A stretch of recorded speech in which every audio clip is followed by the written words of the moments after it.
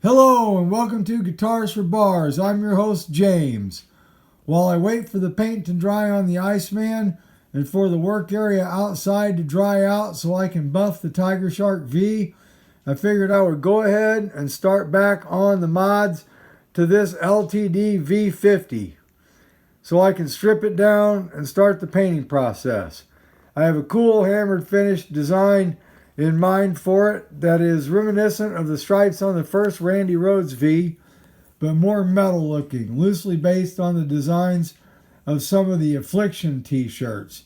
It's going to be awesome. Okay, let's get started. I have a bunch of things to do to it. I'm going to make a little armrest bevel there. I'm going to lower the bridge because it's bottomed out all the way right now. I got to move the pickups. I've got to do a cutaway, and I might add some weight to it. If you like these kind of videos and paint jobs I do, please subscribe to my channel and hit the like and share my videos. I want to keep bringing you great paint jobs and designs, and your help will go a long way to making that possible.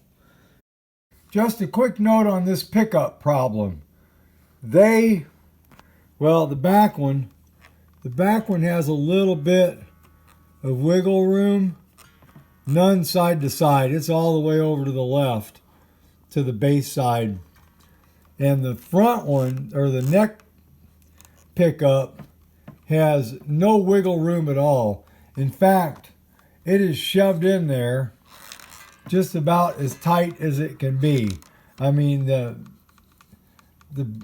piece on the inside has got to be just digging into the wood.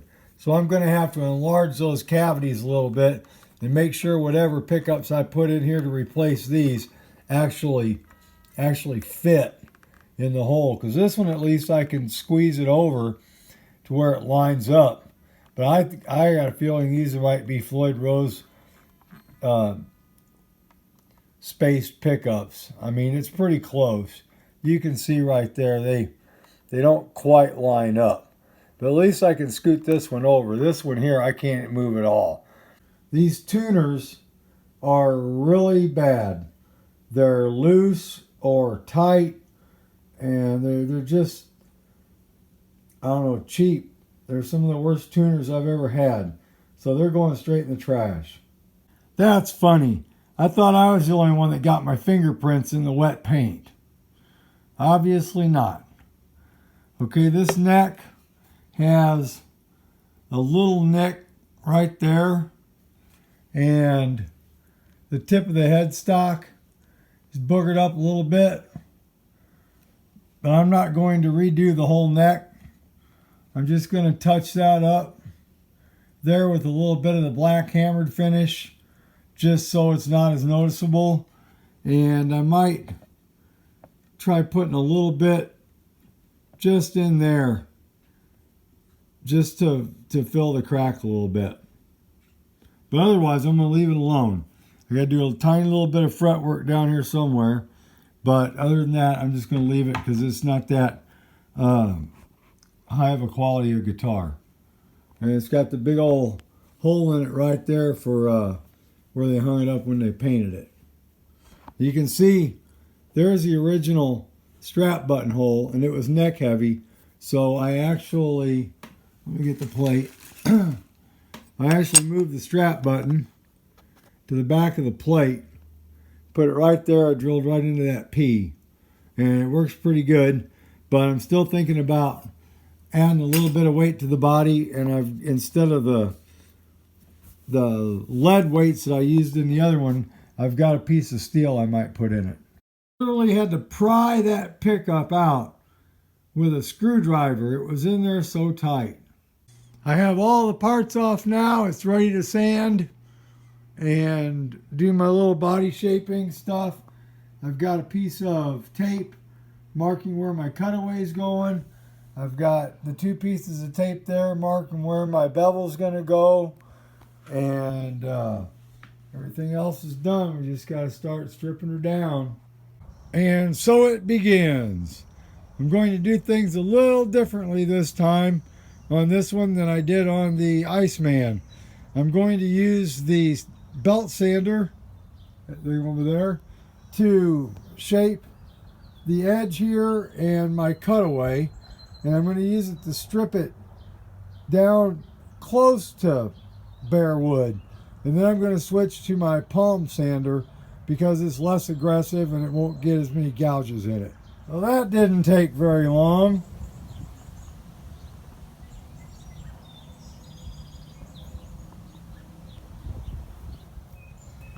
Alright, I got that down pretty close to where I want it to be. It'll take a little bit of hand sanding to get it shaped perfectly, but I'm going to pull the tape off and I'm going to do the edges of it now. You see it's not quite straight there. That's going to be some hand sanding work.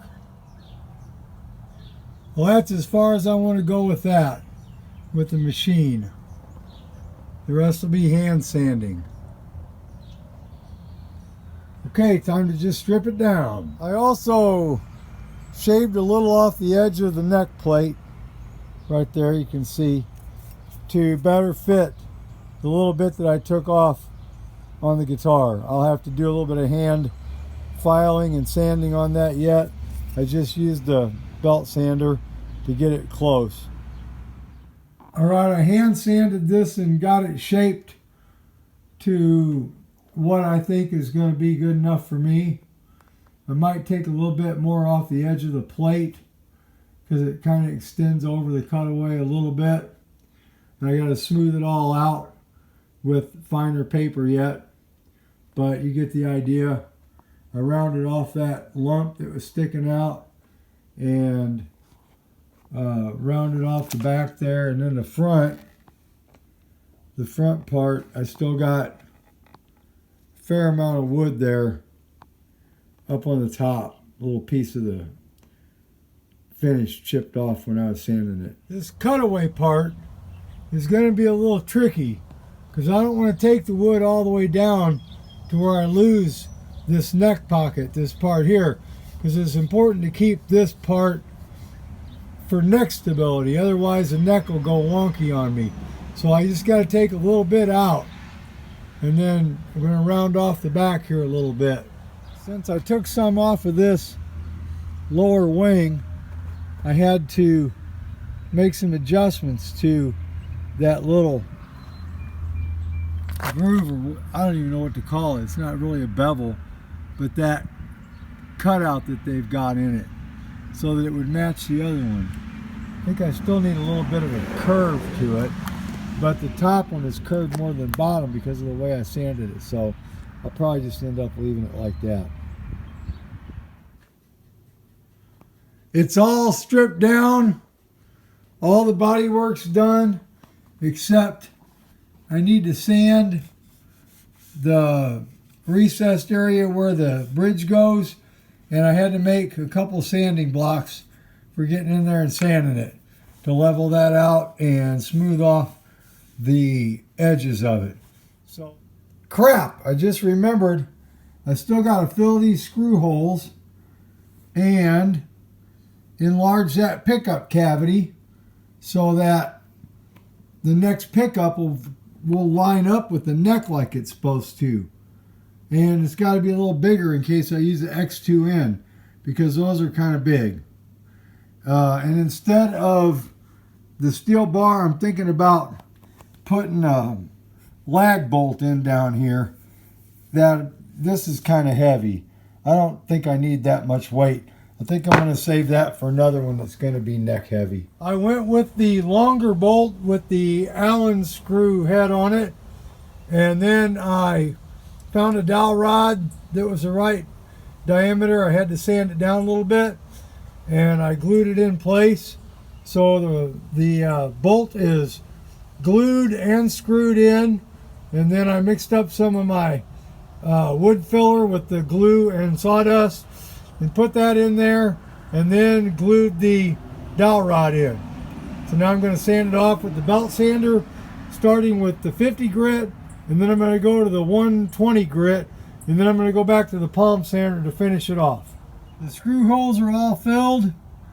I used toothpicks. Now I still have to enlarge the cavity a little bit there. I'm going to use a rotary tool for that. I used a small woodworking gouge to clean that out, and some sandpaper because that bridge had to go down some. And this is all sanded smooth. Got to hand sand it a little bit, and I got to round off this edge here a little bit more because of the sander took some material off. So once I get these enlarged a little bit over here with the rotary tool, it'll be ready for primer. Now I'm gonna go ahead and stop and tell you right now. Oh yeah, one other thing, I'm going to take a little bit of this off here to help with the neck angle. I'm not going to film the primer part or the first couple base coats of the hammered finish stuff, because that's all covered in the Iceman IC200 primer and paint. I'm going to pick this up from here with the final base coat of the black, which I'm going to use some silver in, and then I'm going to do the design. So we're going to skip right to that. I got one coat of primer on this. I'm getting ready to sand it and give it the next coat.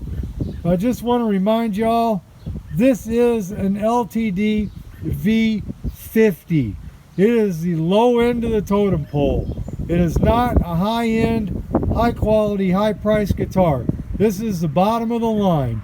It looks cool. It's got some major flaws that I'm working on, and I'm not trying to turn this into a fancy, high-end, perfect collector's item guitar.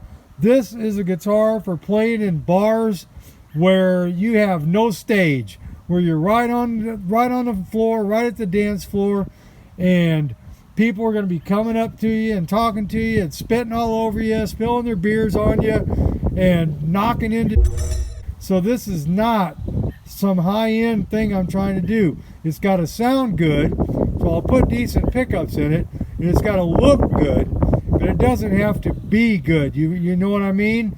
It's a beater guitar. It's not going to be some put it in a showcase thing so nobody can touch it. This thing is going to get rocked and pounded. Here's something new I've never experienced before while working on these cheap guitars. You can see the lines where the boards are glued together. Normally that doesn't show up during the primer process. I don't know why, but I've done a couple BC Rich where they're made out of pieces of wood like this. Never had any trouble. The IC200 was made out of multi-piece boards, and same thing. This is the first one I've ever done where I've had this issue pop up. I'm not going to worry about it. I'm just going to put more primer on it and sand it and put more paint on it, and it should disappear, but I just wanted to point out that that happened. One thing I really like about this Rust-Oleum primer, on a warm sunny day, it dries so fast that you can actually sit and watch it dry. I'm not going to do that though. I'm just hanging this up out here. I'm using a squat rack to hold it on with a piece of PVC pipe and this plant hanger hook that I got at Dollar Tree. I think they're in packs of 2. So if you're going to be doing something like this where you need to hang your guitar, that's not a bad thing to get. I usually use wire coat hangers, but since I got these and they work pretty good, might as well use it, huh? Alright, letting that dry. I'm sorry, I just couldn't resist. This is the second coat of black on the back. And I just wanted to show how hammered this looks, how evenly this came out this time. I put it on a little thicker, but it really looks cool.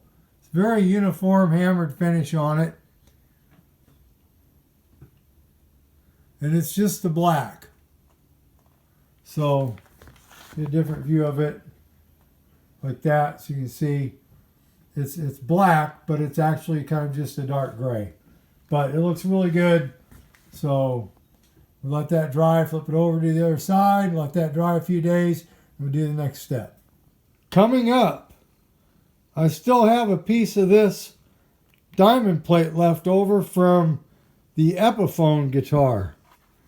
And on the other side of it, I have a skull sketched out, which I will cut with my jigsaw from this side and then flip it over to the other side to put it on a guitar.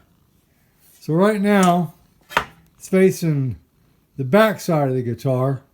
So when it's cut out and I flip it over, it'll be facing the bridge and the tailpiece side.